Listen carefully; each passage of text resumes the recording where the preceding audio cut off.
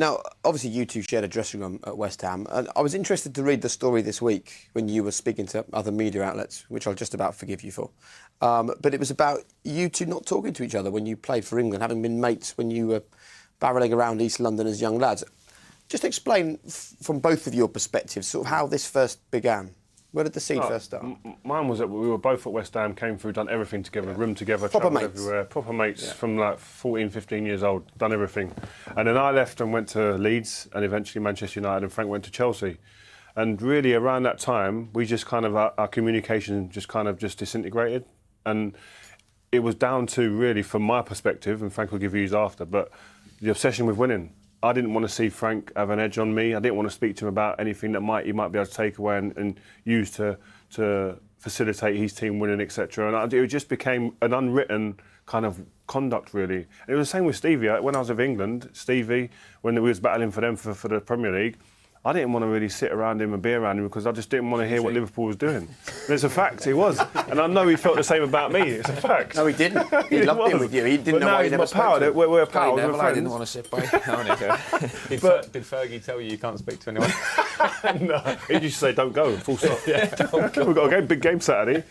Well, I'm an England fan, and I'm sitting at home thinking, this is brilliant. This is the golden generation. These lads love each other. They play together. They can't wait to go and win a World Cup together. I think that's what held us back. But it back. sounds like what you're saying is you were putting the club above country because you were so bothered about winning for your club. And I'm watching you thinking, can you win for the country? But it was subconsciously. It wasn't like at the forefront of our minds going, whatever happens in England, I don't care. This is about Manchester United, Chelsea, Liverpool. It's like I didn't mean it. It's looking back retrospectively now. This is how I see it was.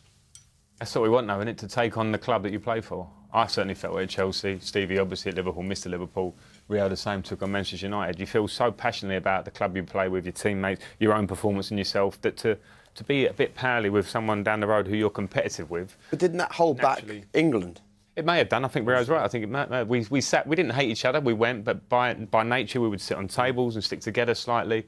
A lot of other nations have players playing all over the world. Then they come back together and they don't have that competitive. Every week we were at each other in some way, shape or form.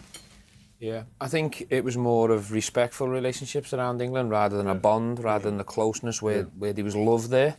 You know, when I speak to other international players when I played, like you could see in yours and stuff, they can't wait to go away with Brazil. It's the best 10 days of their season, if you like. Whereas you didn't really get that feeling when you went away with England. You were looking forward to the games, but everything else around the games was a bit like that. Isn't that something we have to try and change? Have to improve it, have to change it. I think the bond and the spirit and the togetherness and the closeness has to improve. I think Gareth's trying to do that, and I think it will definitely help results on the pitch because, as Rio said, I think possibly it did have an effect on how well we did. Having saying that, we got to the quarter-finals of competitions and we're that close on penalty shootouts. I'm sure the fans would take that now. Sure. Yeah, exactly. So but you sort of wonder if you had that amazing bond, maybe that would have been the little bit.